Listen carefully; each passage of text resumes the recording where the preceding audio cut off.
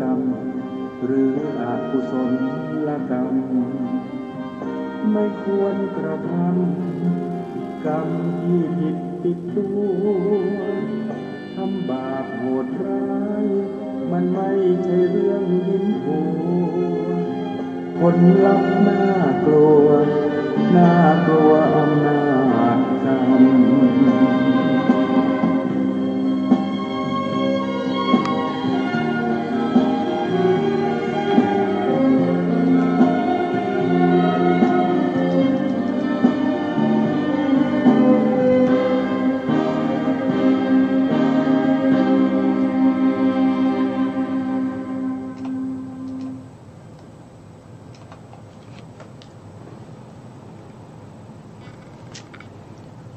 พุทธังสรณังกัจฉามิธัมมังสรณังกัจฉามิสังฆังสรณังกัจฉามิกราบนมัสการพระมหาเถระพระสังฆาธิการพระเถรานุเถระสวัสดีท่านผู้ฟังและผู้ชมทุกท่านกลับมาพบกับรายการพระไตรปิฎกลอยฟ้าครั้งนี้เป็นครั้งที่39ในเรื่องของการสร้างบารมีของพระโพธิสัตว์เพื่อความเป็นพระสัมมาสัมพุทธเจ้าซึ่งพระโพธิสัตว์ก็มีด้วยกัน3ประเภทนะครับการพยานที่เราได้พูดคุยกันบ่อยๆนะก็จะมีปัญญาธิกะนะครับใช้เวลาตั้งบารมีที่อสงไขยแสนมากกับถ้าเป็นสถาธิกะก็ใช้เวลา8อสงไขย8อสงไขยแสนมหากัปนะถ้าเป็นวิริยะธิกะก็ยิ่งด้วยวิริยะก็ใช้เวลาถึง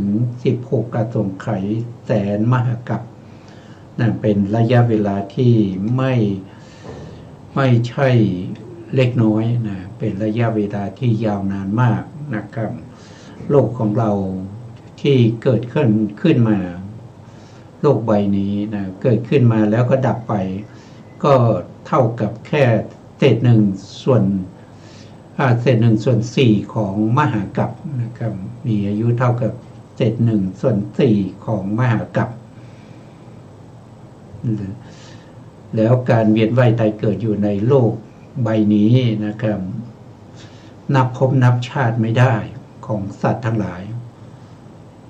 มนุษย์เราเวียนว่ายตายเกิดอยู่ในโลกใบนี้อยู่ในชมพูทวีปนี้นับพบนับชาติไม่ได้มากมายเลยเกินอันนี้ก็ยังไม่ถึง1มหากัปเป็นแค่เศษ1ส่วน4ของมหากัปเท่านั้นเองพระโพธิสัตว์มีความพยายามมีความพยายามมีอุตสาหะมีมหากรุณาเป็นเบื้องหน้านะครับที่ตั้งบารมีเพื่อความเป็นพระพุทธเจ้าจะได้ช่วยเหลือให้เวนยสัตว์ทั้งหลายนะครับแล้วก็พ้นจากวัฏฏะสงสารพ้นจากการเวียนว่ายตายเกิดพ้นจากทุกข์ได้อย่างบริบูรณ์นะครับได้บริบูรณ์ก็คือเข้าถึงพระนิพพานนะครับไม่ต้องมาเวียนว่ายตายเกิดไม่ต้องมาทุกข์อีกต่อไปเราก็ยังพูดถึงในเรื่องของธรรมที่ควรตั้งไว้ในใจ4ประการที่พระโพธิสัตว์ทั้งหลายต้องมีนะครับต้องมีหนึ่งก็คือปัญญานะครับปัญญาคือความรู้ชัดกันอย่างรู้ถึงเหตุถึงผลตามความเป็นจริงนะครับพิจารณาให้เข้าใจสภาวะของของสิ่งทั้งปวงทั้งที่เป็นสังขารธรรมแล้วก็อสังขารธรรมนะครับจนเข้าถึงความจริงทั้งที่เป็นปรมัตถ์แล้วก็เป็นบัญญัตินะตรงนี้เราก็ไปศึกษาคำว่าปรมัตถ์แล้วก็บัญญัตินะคำว่าบัญญัติที่เราเคยไปที่เราเคยศึกษาไปบ้างนะครับศึกษาไปบ้าง เราก็มาดูนะครับมาดู อันนี้ก็จะเป็นเรื่องของบัญญัตินะเรื่องของบัญญัติเพราะว่าเรื่องของปรมัตถ์เนี่ยเราได้พูดกันครั้งก่อนนะครับ นะครับปรมัตถ์นะปรมัตถ์เนี่ยก็คือสภาวะธรรมที่ไม่มีการผิดแปลกผันแปรไปเป็นอย่างอื่นเป็นธรรมที่ประเสริฐเป็นธรรมที่สูงสุดนะครับเพราะสภาพของปรมัตถ์นั้นไม่มีการเปลี่ยนแปลงนะครับปรมัตถ์ก็จะมีอยู่4อย่างนะครับตอนนี้ปรมัตถ์นี่ถือว่าเป็นสัจจะนะเป็นความจริงนะเป็นความจริงที่ไม่มีการผิดแปลกผันแปรนั่นหนึ่งก็คือได้แก่ตัวจิตนะครับจิตเป็นสภาพที่รู้อารมณ์นะครับจะอยู่กับใครที่ไหนอย่างไรนะครับเขาเกิดขึ้นเขาต้องรู้อารมณ์อยู่เสมอนะจะไม่เขารู้ไม่ให้รู้อารมณ์ไม่ได้ไม่ว่าจะเกิดกับมนุษย์นะเทวดาหรือพรหมหรือว่าเดรัจฉานเปรตอสุรกายก็มีจิตด้วยกันทั้งสิ้นและจิตที่เกิดขึ้นในบุคคลเหล่านั้นในสัตว์บุคคลเหล่านั้นย่อมรู้อารมณ์อยู่เสมอนะครับรู้อารมณ์ทั้ง6อยู่เสมอ2ก็คือเจตสิกเป็นสภาพที่เกิดพร้อมกับจิตดับพร้อมกับจิตรู้อารมณ์เดียวกันกับจิตแล้วก็อาศัยวัตถุเดียวกันกับจิตเกิดขึ้นถ้าเกิดในปัญจโวการภูมิแต่ถ้าเกิดในจตุโวการภูมิเขาจะเกิดขึ้นโดยไม่ได้อาศัยวัตถุเหมือนกับจิตนะครับก็จะมีคุณสมบัติ3อย่างก็คือเกิดพร้อมจิต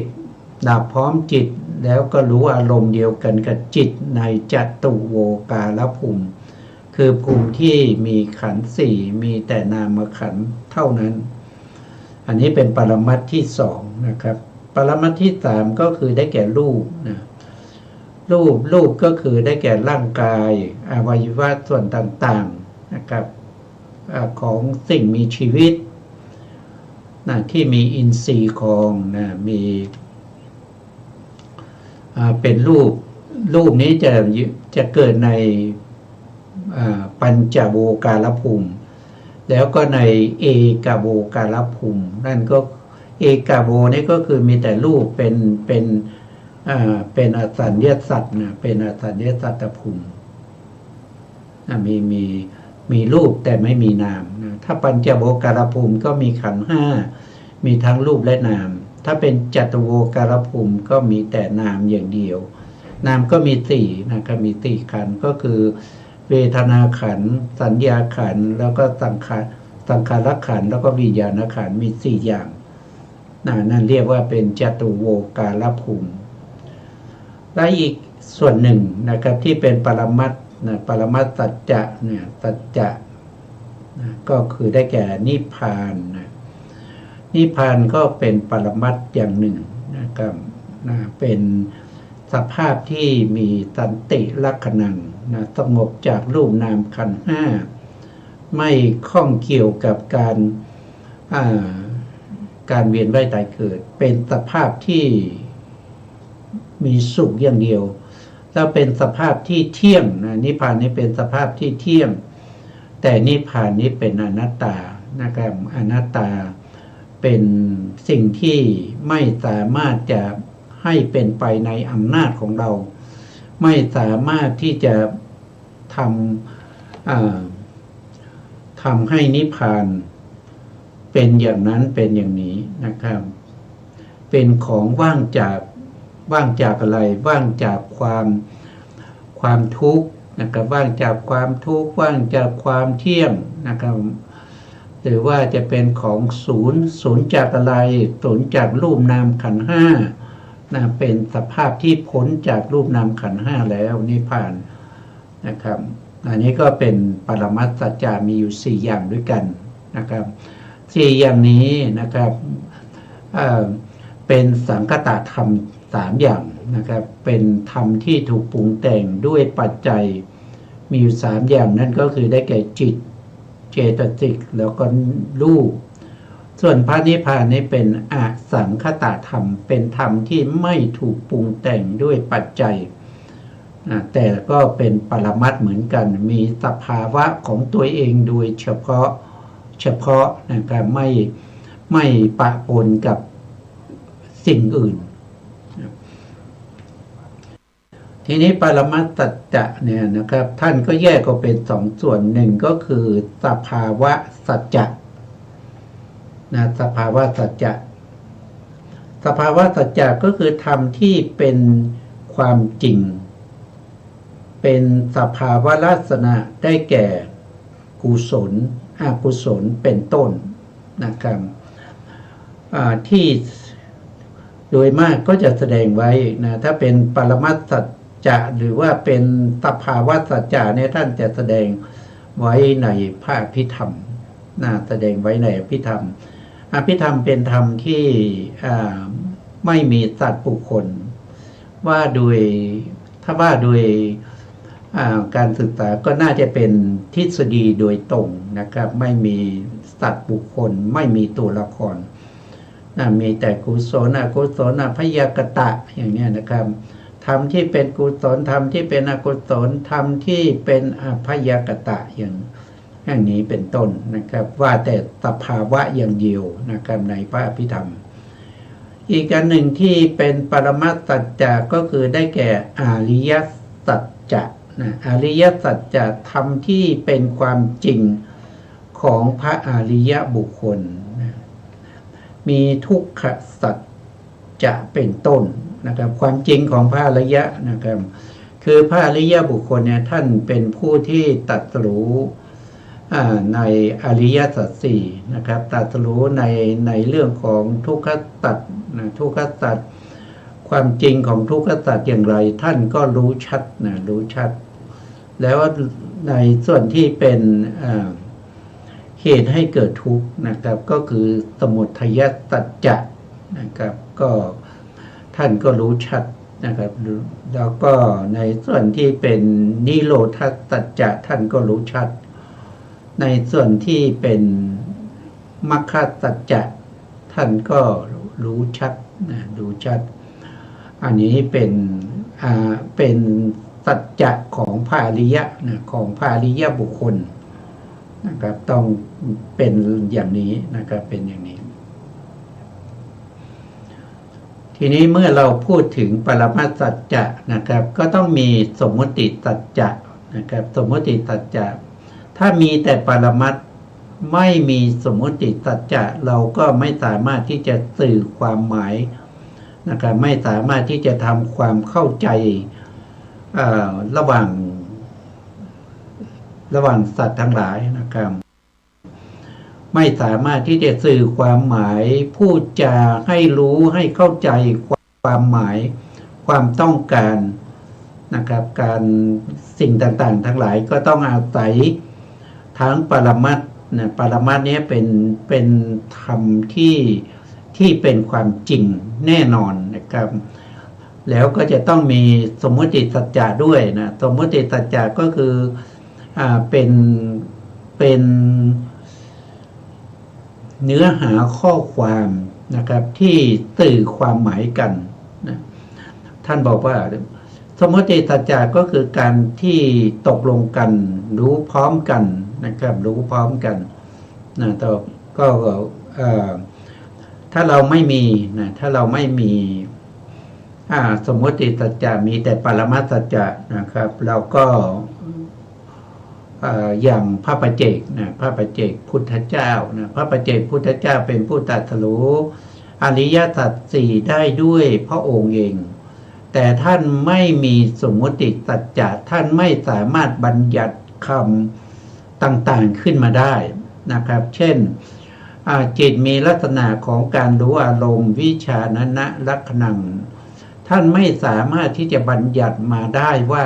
จิตนี้มีลักษณะของการรู้อารมณ์อยู่เสมอนะเมื่อเกิดขึ้นต้องรู้อารมณ์ท่านไม่สามารถที่จะบัญญัติอย่างนี้ แต่ท่านรู้สภาวะนะท่านรู้สภาวะนะเพราะฉะนั้นเนี่ยท่านจึงไม่สามารถที่จะตั้งพระพุทธศาสนาของท่านขึ้นมาได้นะท่านตรัสรู้เองแต่ไม่สามารถตั้งศาสนาตัวเองได้เขาจึงเรียกว่าเป็นพระปัจเจกพุทธเจ้านะครับรู้ปรมัตถ์รู้สภาวะปรมัตถ์นะครับมีอริยสัจนะเป็นความจริงของพระอริยะนะเข้าถึงอริยสัจจะเป็นผู้ตรัสรู้อริยสัจจะเองแต่ไม่สามารถบัญญัติคำไม่สามารถที่จะสื่อความหมายให้แก่บุคคลอื่นให้ตรัสรู้ตามได้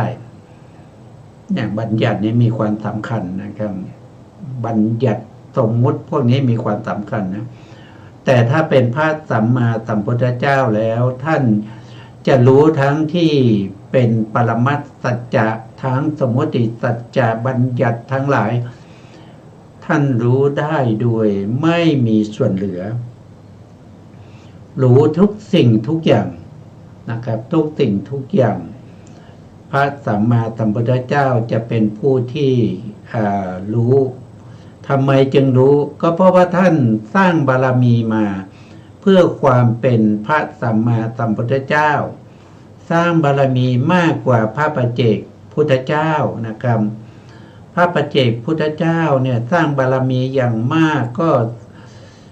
ไม่เกิน3 อสงไขยแสนมากกับนะครับอย่างน้อยต้องใช้เวลา2 อสงไขยแสนมากกับแต่ถ้าเป็นพระสัมมาสัมพุทธเจ้า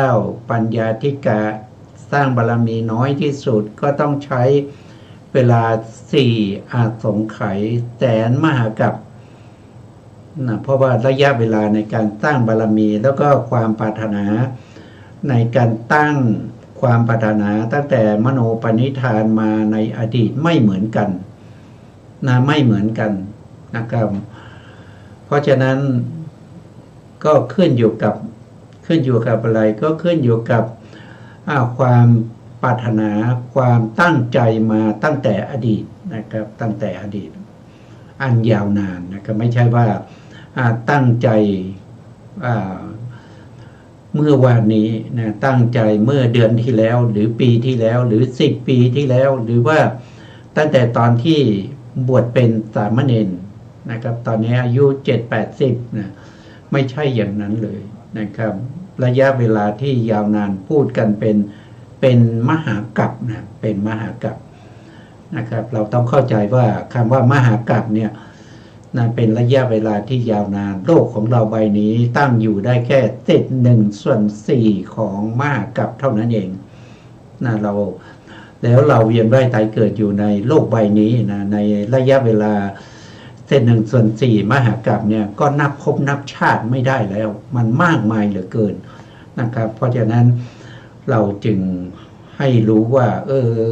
มันทุกข์ยากลำบากเหลือเกินนะกว่าจะได้เป็นพระเจ้านะครับ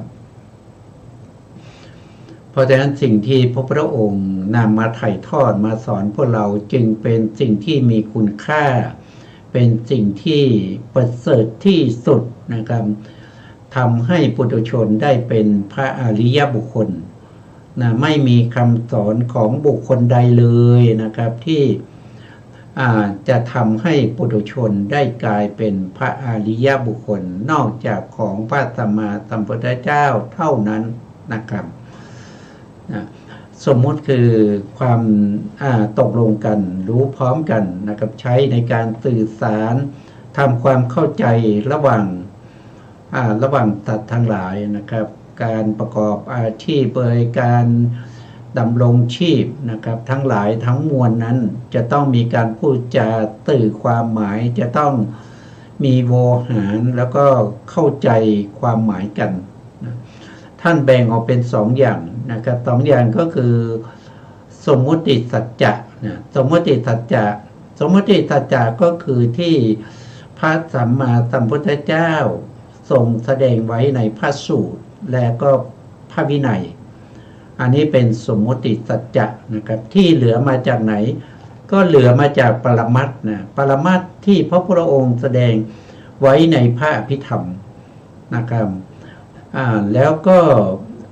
ทรงใช้สมมติสัจจะในการแสดงพระสูตรแล้วก็พระวินัยนะครับพระสูตรกับพระวินัยนี้แสดงด้วยสมมติสัจจะตื่อความหมายนะครับแต่ถ้าเป็นปรมัตถ์เนี่ยจะพูดถึงเฉพาะสภาวะสัจจะเท่านั้นไม่ใช่สมมติสัจจะ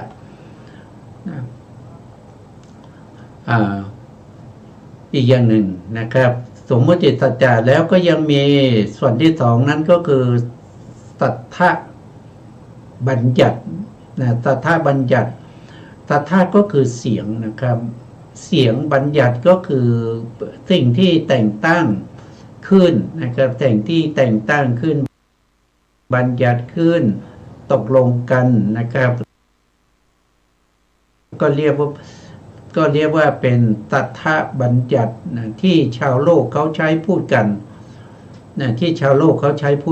ดกันทั่วไปนะครับแตกต่างไปจากพระธรรมคำสั่งสอนของพระสัมมาสัมพุทธเจ้าที่แสดงไว้ในพระสูตรกับพระวินัยเพราะที่พระพุทธองค์แสดงไว้ในพระสูตรกับพระวินัยนั้นประกอบด้วยคุณธรรมนะครับข้อธรรมต่างๆไม่ว่าจะเป็นพระวินัยหรือพระสูตรนั้นสามารถที่จะส่งข้อลงไปในอริยสัจนะครับส่งข้อลงไปในอริยสัจส่งข้อลงไปในเรื่องของขันธ์อายตนะธาตุทั้งหลายได้นะครับแต่ถ้าเป็นที่ชาวโลกเขาใช้พูดกันนั้นเขาจะไม่สามารถที่จะสมมุติไม่สามารถที่จะส่งข้อลงไปในเรื่องของอริยสัจนะครับพูดกันอย่างเช่นผู้หญิงผู้ชายอย่างเนี้ยนะครับเสียงคำว่าผู้หญิงผู้ชายไม่มีปรมัตถ์รองรับมันไม่มีปรมัตถ์รองรับเนี่ยใช่ไหมครับไม่อย่างไม่มีสภาวะปรมัตถ์รองรับสื่อความหมายให้เข้าใจกันเท่านั้นเป็นโวหารของชาวโลกทั่วไป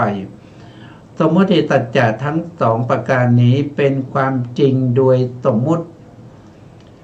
สมมุติโวหารเท่านั้นเมื่อว่าโดยสภาวะธรรมแล้วไม่มีความจริงหากแต่ว่าเป็นความจริงส่วนหนึ่งที่ป้องกันการกล่าวมุสาวาทในพระธรรมวินัยนะครับในพระธรรมวินัยแล้วก็ในพระสูตรนะครับที่พระพุทธองค์แสดง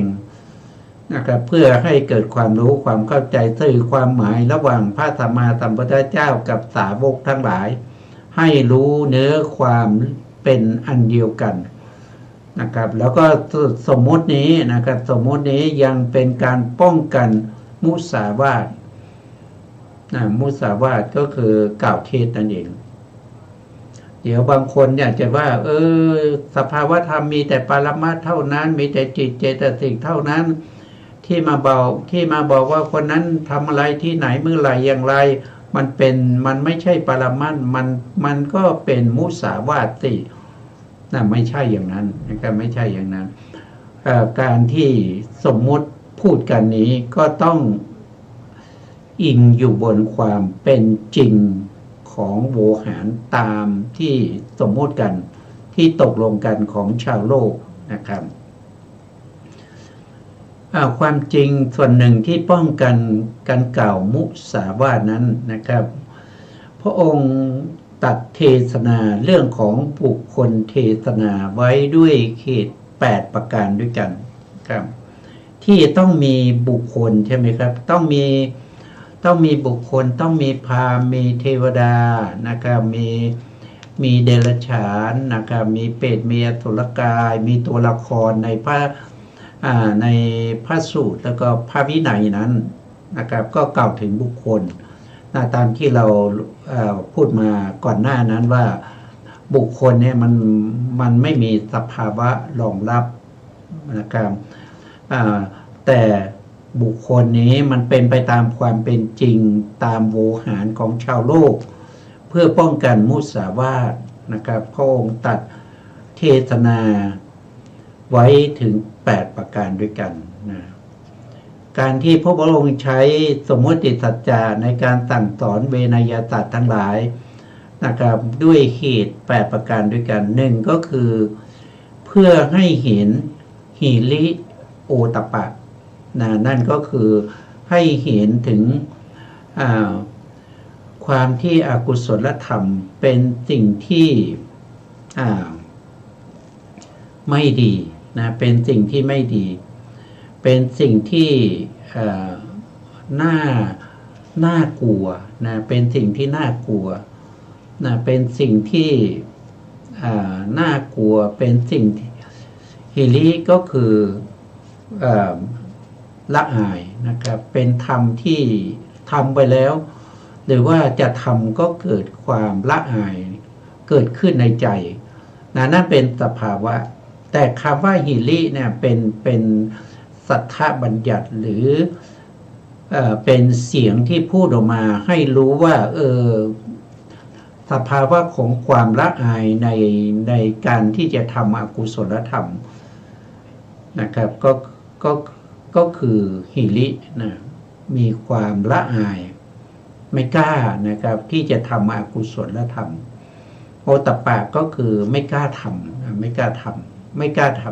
ำหิริคือความละอายโอตตัปปะคือความเก่งกลัวไม่กล้าจะทำ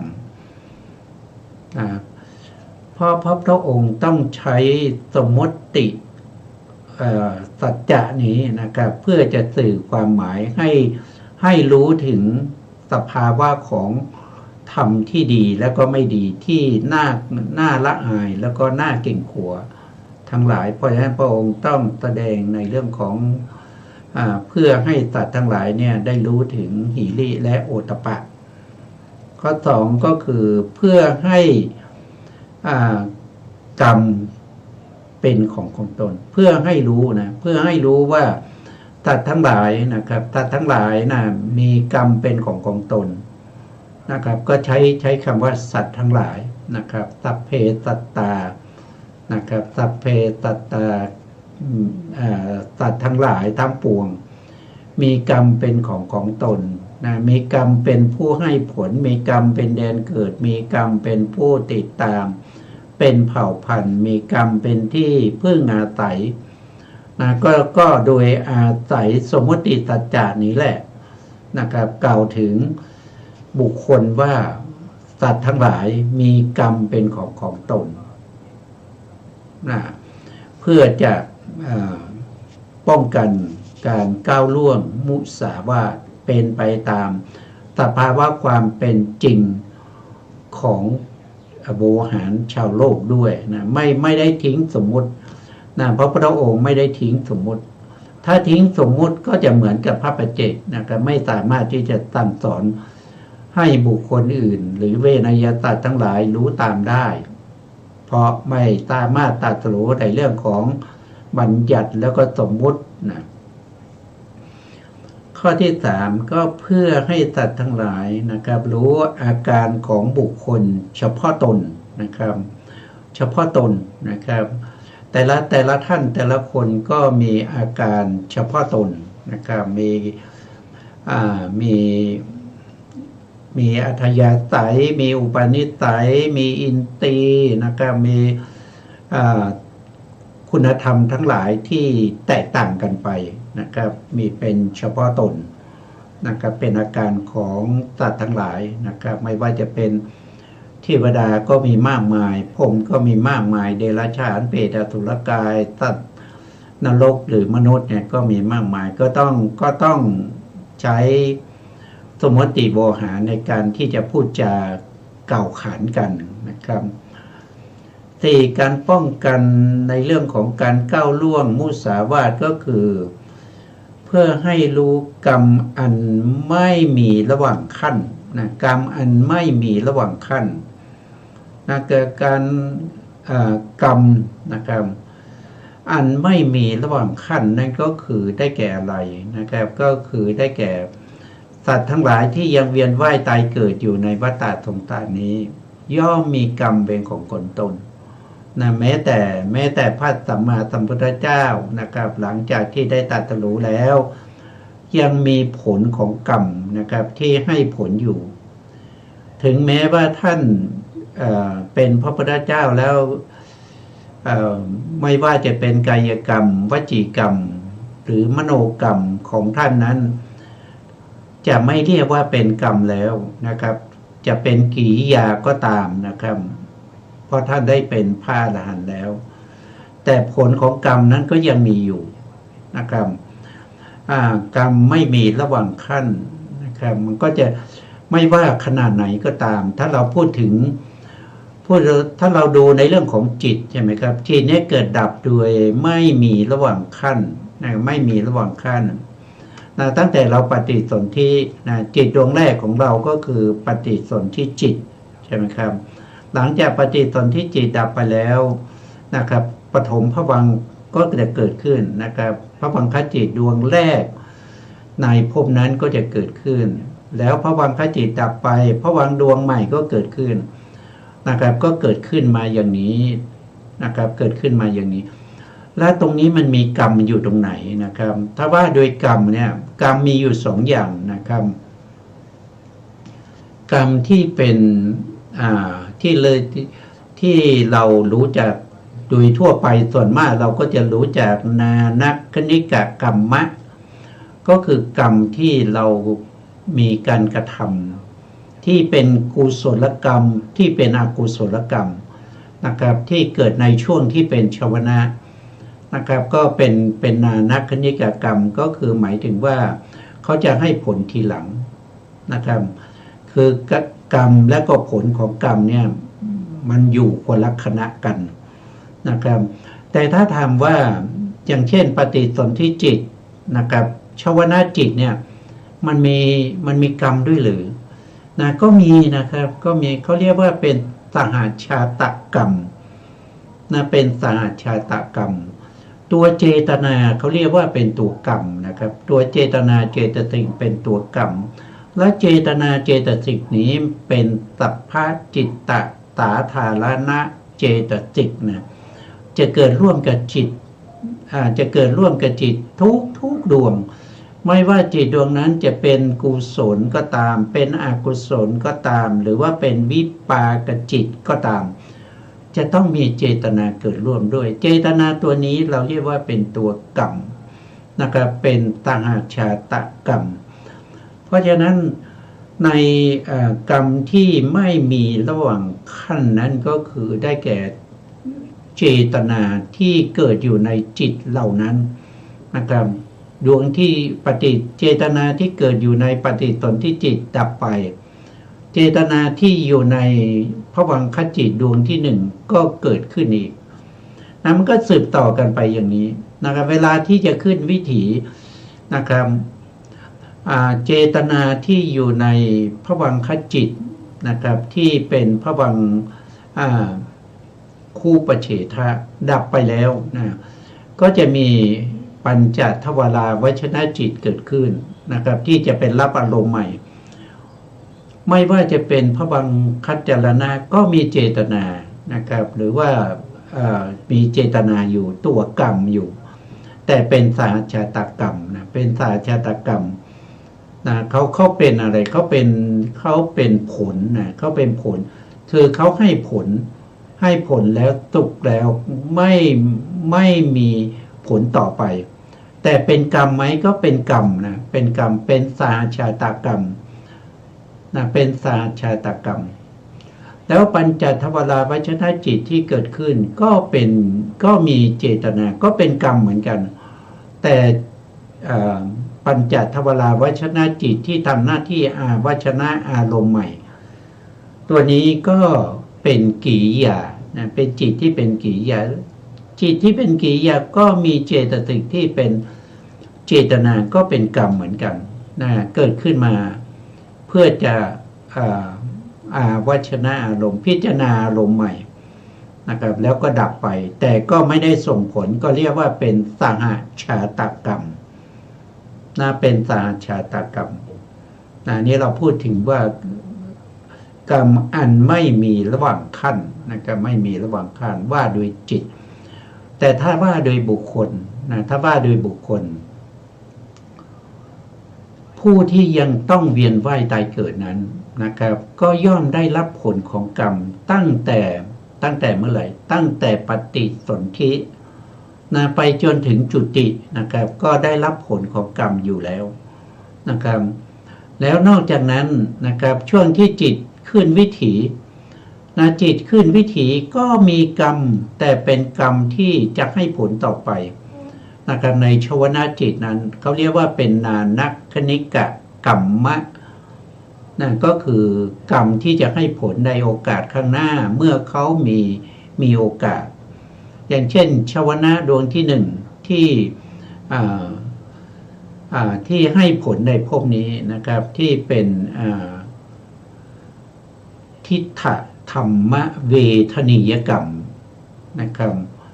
ชวนะดวงที่สองถึงดวงที่หกก็เป็นอัปปลาปริยเวทนิยกรรมชวนะดวงที่เจ็ดก็จะให้ผลในภพที่สองก็เรียกว่าอุปัชฌะเวทนิยกรรมก็เป็นกรรมมีการสืบต่อกันไปเรื่อยๆถ้าเรายังเวียนว่ายตายเกิดเมื่อไหร่ที่เราปรินิพพานแล้วนะครับเป็นพระอรหันต์และปรินิพพานเราก็จะไม่มีกรรมนะครับเราก็จะไม่มีกรรมนั้นกรรมที่ยังไม่ได้ให้ผลเมื่อ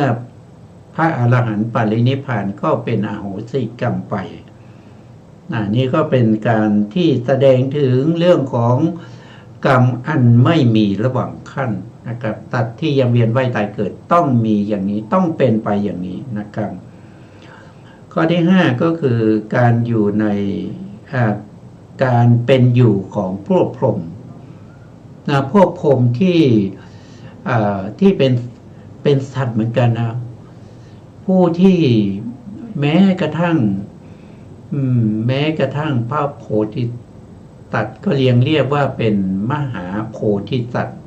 นะครับนอกจากเป็นพระอริยเจ้าแล้วนะครับเป็นพระอรหันต์หรือว่าเป็นพระอริยเจ้าแล้วท่านก็จะไม่เรียกว่าเป็นสัตว์นะพวกที่เป็นพรหมนะครับที่เวียนว่ายตายเกิดอยู่ใน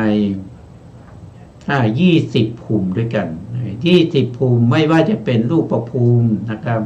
ที่มีขันธ์15 ภูมินะ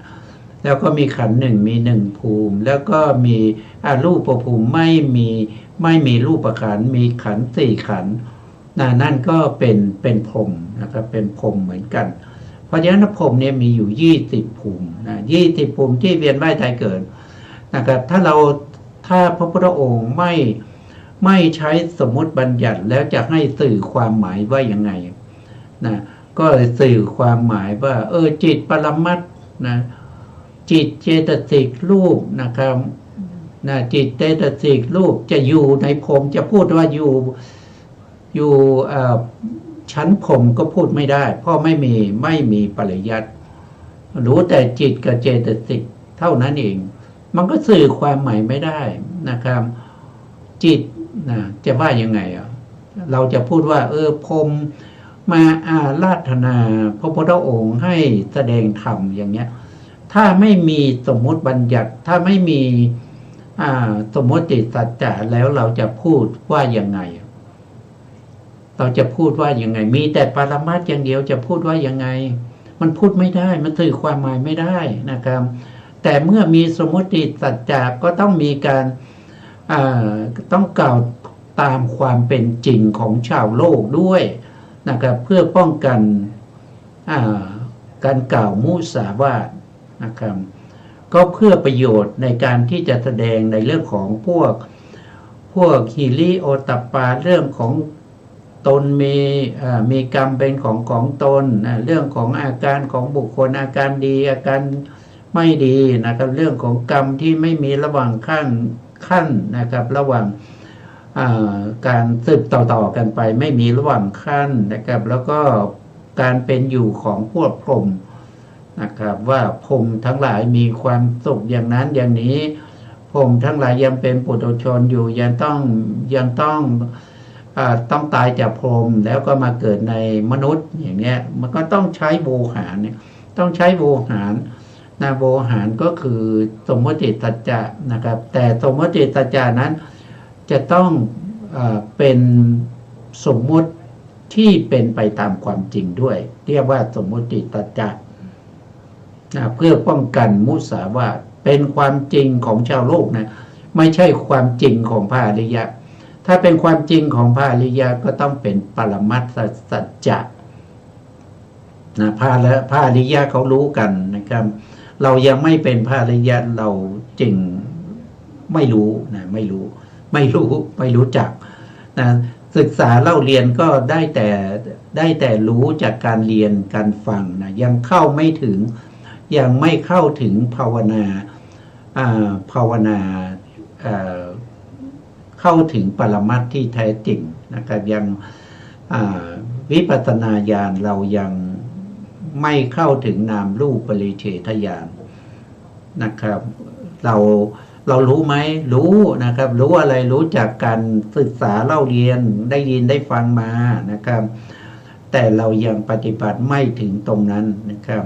เพราะบารมีของเรายังไม่บริบูรณ์เมื่อไหร่บารมีของเราบริบูรณ์เมื่อนั้นเราก็จะรู้ความจริงนะครับบารมีที่เราตั้งได้ยังไงก็คือตั้งได้จากการศึกษาเล่าเรียนสัจธรรมความเป็นจริงนะตามที่พระพุทธองค์ได้แสดงไว้นะครับในพระไตรปิฎกในอัตถกถาของพระไตรปิฎกนะครับแล้วก็อัตถกถาจารย์ทั้งหลายที่ท่านเป็นพระอรหันต์ท่านได้อธิบายเอาไว้นะครับให้เราได้รู้ได้เข้าใจนะครับแล้วข้อที่6ก็คือป้องกันการเป็นอยู่ในการก่อนนะครับการเป็นอยู่ในการก่อนก็คือในอดีตชาติเนี่ยเราเคยเกิดมาแล้วนะครับเราเคยเกิดมาแล้วเราได้เป็นบุคคลนั้นบุคคลนี้นะอย่างเช่นพระพุทธองค์แสดงในเรื่องของชาดกนะชาดกว่าในอดีตชาติเนี่ยพระพุทธองค์ได้เป็นมานพนั้นนะครับได้เป็นพราหมณ์คนนั้นนะครับได้เป็นอย่างเช่นพระเวสสันดรอย่างเงี้ยในอดีตชาติเนี่ยพระเวสสันดรก็คือพระโพธิสัตว์นะครับเป็นปางหนึ่งของพระพุทธเจ้าในอดีตก่อนที่กำลังสร้างบารมีในเรื่องของทานบารมีอย่างเงี้ยเราก็ถ้าไม่มีสมมติสัจจะนะครับเราจะพูดว่ายังไงนะครับมีแต่ปรมัตถ์ก็พูดไม่ได้ใช่ไหมครับพูดไม่ได้พูดไม่ออกเหมือนพระปัจเจกเลยนะครับเฉพาะตนนะครับเฉพาะตนข้อ7ก็เพื่อความบริสุทธิ์แห่งทัศสินาความบริสุทธิ์แห่งทัศสินาก็คือหมายถึงว่าเวลาเราทำบุญอุทิศส่วนกุศลนะครับไปให้ญาติผู้ล่วงลับไปแล้วนะครับญาติเหล่านั้นนะครับได้รับหรือไม่อย่างไรนะครับเป็นการแสดงโดยโวหารของชาวโลกนะครับเวลาที่เขาทำบุญอุทิศส่วนกุศลไปให้แก่ผู้วัยชนผู้ตายไปแล้วเนี่ยนะครับก็ต้องใช้โวหารสมมุติโวหารของชาวโลกแต่โวหารนั้นจะต้องไม่ก้าวล่วงมุสาวาทต้องเป็นสมมุติสัจจะตามความเป็นจริงของชาวโลกนะครับข้อ8ก็คือพระพุทธองค์นะครับไม่ละเว้นเสียซึ่งสมมุติสัจจะนะไม่ละเว้นเสียซึ่งสมมุติถ้าละเว้นเสียซึ่งสมมุติก็สื่อความหมายกับใครไม่ได้พูดกับใครไม่ได้พูดกันไม่รู้เรื่องนะครับก็อาศัยประโยชน์อย่างนี้นะครับอาศัยประโยชน์อย่างนี้พระพุทธองค์จึงแสดงพระวินัยแล้วก็พระสูตรพระวินัยกับพระสูตรนะครับด้วยสมมติสัจจะสมมติสัจจะส่วนที่เป็นตัทธบัญญัติตัทธบัญญัติคือเสียงนะตัทธคือเสียงนะบัญญัติคือที่แต่งตั้งนะครับเช่น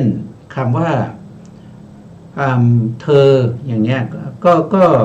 เป็นบัญญัติเป็นเสียงนะเธอเนี่ยเป็นเสียงหมายถึงบุคคลนั้นนะครับบุคคลนั้นนะเธอมานี่นะครับเธอไปนู่นนะครับคุณพ่อคุณแม่นะครับเสียงที่เปล่งออกมานะครับเสียงที่เปล่งออกมานั้นเป็นสัทธะนะครับแล้วก็รู้ความหมายนั่นคือบัญญัติ นะเสียงนะเสียงสัทธาบัญญัตินะครับมีแต่เสียงแล้วก็ไม่รู้ความหมายก็เหมือนกับเราฟังเสียงนกนะครับที่มันร้องเราไม่รู้ความหมายของเสียงนกเลยนะเราได้ยินเสียงไหมได้ยินนะครับแต่เรารู้ความหมายไหมที่นกนะที่นกที่ร้องอยู่นะครับเราก็ไม่รู้ความหมายอันนั้นคือสัทธะแต่มันไม่ได้มีการแต่งตั้งบัญญัติสมมุติไว้ว่าเสียงนกอย่างนี้นะเป็นเสียงนกที่มันกำลังหิวนะครับเสียงอย่างนี้มันกำลังสนุกนะครับมันกำลังร้องเพลงอย่างเงี้ยเรารู้ไม่ได้เพราะอะไรเพราะเราไม่มีบัญญัติเราได้ยินเสียงไหมเราได้ยินเสียงแต่เราไม่รู้ความหมายบัญญัติของเสียงนั้นนะเพราะฉะนั้นเมื่อมีเสียงนั้นก็จะต้องมีการบัญญัติ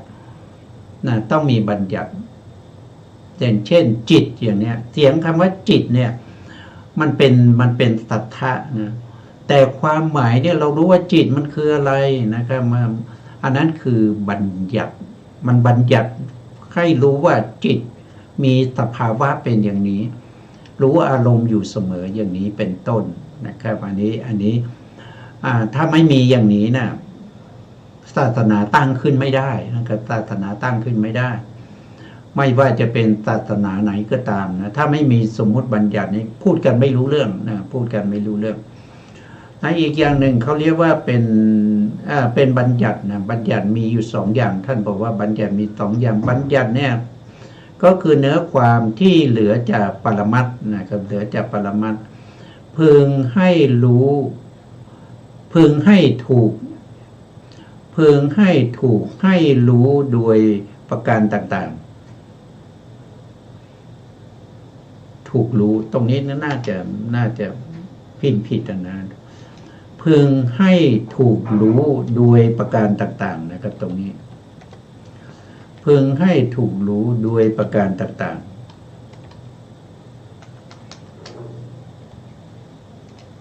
ก็ต้องเป็นลักษณะอย่างนี้นะครับก็คือบัญญัติขึ้นมาแล้วเนี่ยต้องรู้ความหมายต้องรู้ความหมายไม่ใช่รู้เฉพาะรูปร่างสันฐานแล้วก็ไม่สามารถที่จะบอกได้ว่ามันคืออะไรอย่างเงี้ยนะอันนั้นยังไม่ได้บัญญัติไม่ได้ตกลงกันนะครับเลยไม่รู้ความหมายบัญญัติมีสองอย่างก็คือหนึ่งก็คืออรรถบัญญัตินะอรรถบัญญัติอันนี้ก็เป็นรูปร่างสันฐานเนื้อความนะทั้งหลายนะอีกอันหนึ่งก็คือสัทธาบัญญัติสัทธาบัญญัติก็คือเสียงนะครับก็คือเสียงนะครับที่พระพุทธองค์แสดงเนี่ยก็จะมีสองอย่างใช่ไหมครับมีปรมัตถสัจจะแล้วก็มีสมมติสัจจะนะครับหรือเราจะพูดว่ามีปรมัตถ์กับบัญญัติก็ได้นะครับก็ได้นะก็จะมีสองอย่างนะครับคือสามารถที่จะรวมบัญญัติแล้วก็สมมุติเข้าด้วยกันนะครับเพราะว่าเป็นอะไรเป็นสมมติโวหารของชาวโลกเป็นโวหารของชาวโลกเหมือนกันนะครับแต่ตรงนี้ท่านบอกว่าบัญญัติที่สามเนี่ยไม่ได้นำมาแสดงในตรงนี้นะบัญญัติที่สามนี่ก็คือบัญญัติที่ใช้เฉพาะกลุ่มใช้เฉพาะหมู่นะครับไม่ได้มานำมาแสดงอย่างเช่นภาษาวัยรุ่นอย่างเงี้ยก็ไม่ได้พูดถึงนะครับหรือว่าที่พระพุทธองค์ทรงแสดงไว้ในพระวินัยอย่างเงี้ยนะครับเป็นบัญญัติที่สามนะครับมันไม่ได้เป็นไปโดยทั่วไปนะไม่ได้เป็นไปโดยทั่วไปเป็นบัญญัติที่สามอันนี้เราไม่ได้พูดถึงในที่นี้นะครับทีนี้เราจะไปดูในรายละเอียดของบัญญัตินะบัญญัติมีสองอย่างนะบัญญัติมีสองอย่างก็คืออรรถบัญญัติและสัทธบัญญัติสัทธบัญญัติ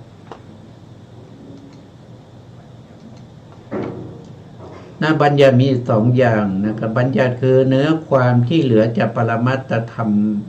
ปรมัตถสี่หรือพึงให้ถูกรู้โดยประการต่างๆนะครับถูกรู้โดยประการต่างๆนะก็แยกเป็นสองอย่างก็คืออัฏฐาก็คือมีตรงนี้นะปัญญาปิยตาบัญญัติที่ขึ้นบัญญัติขึ้นสมมติขึ้นแต่งตั้งขึ้นอันนี้นะครับเป็นอัฏฐะนะอัฏฐบัญญัตินะครับแล้วอีกอันหนึ่งก็คือสัทธาบัญญัตินะปาลีท่านจะว่าปัญญาปานะโตบัญญัติขึ้นแต่งตั้งขึ้นนะครับแ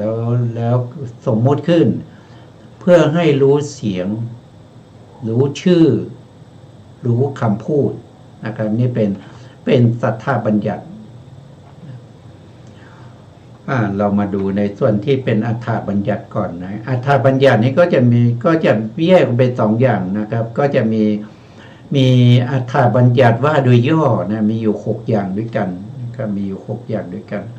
ว่าโดยพิสดารก็จะมีอยู่ถึง17ประการด้วยกันนะครับเอาเราว่าโดยย่อก่อนนะครับว่าโดยย่อนะครับหนึ่งก็คือสันฐานบัญญัตินี้ก็เป็นสันฐานก็คือรูปร่างสันฐานนะครับ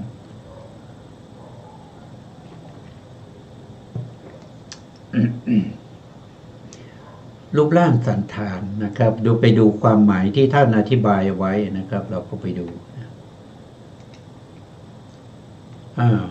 เราก็มาดูนะครับ